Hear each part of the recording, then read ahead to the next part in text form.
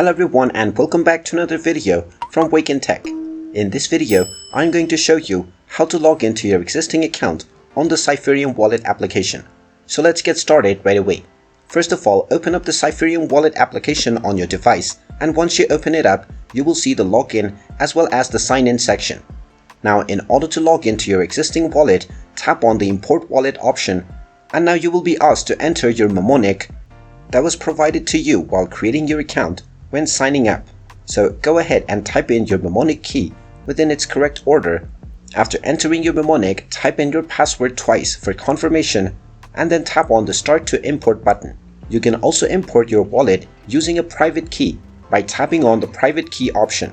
You will then be asked to enter your private key along with your passwords. There is also the key store option, which also includes entering your key store and then typing in your password.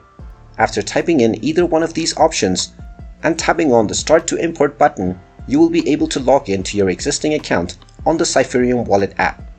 And there you have it. That is how easy it is to log into your existing account on Cypherium Wallet.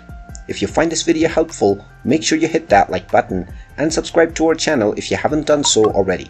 Also ring that notification bell to never miss another update from us. Thank you for watching, and I will see you again in the next video.